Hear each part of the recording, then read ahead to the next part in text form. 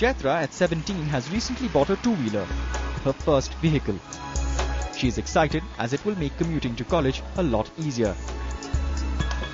But for even a simple thing like driving, she needs to first consult her doctor. This started when I was in 11th standard.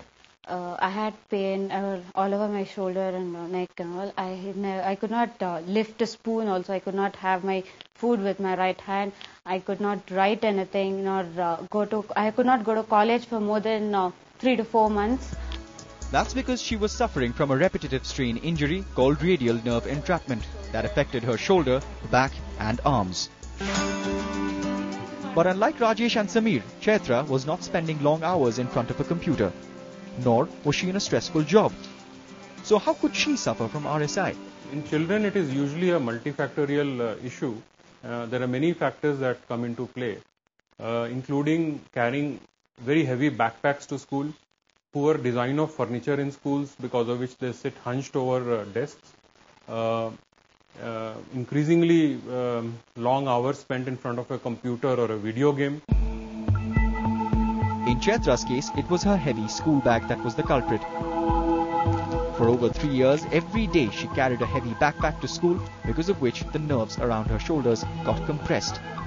She had sleepless nights, and sometimes she was not telling us that she did not had the sleep at all.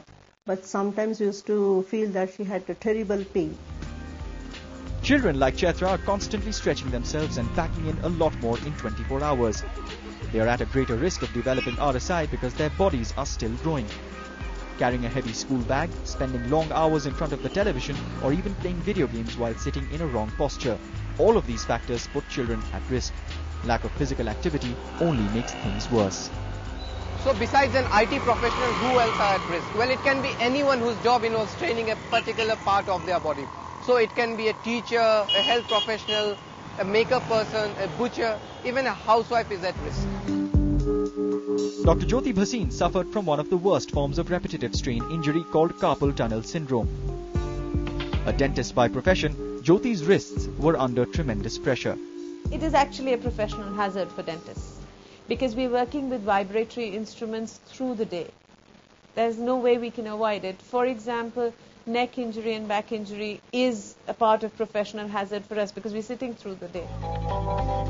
Carpal tunnel syndrome is a medical condition where the median nerve in your wrist gets compressed due to repeated pressure, leading to pain, numbness and weakness in the hand.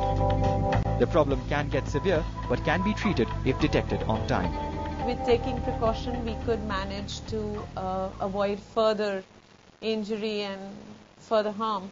So what he told me was that I was going to have to do appointments for shorter duration, not for too long.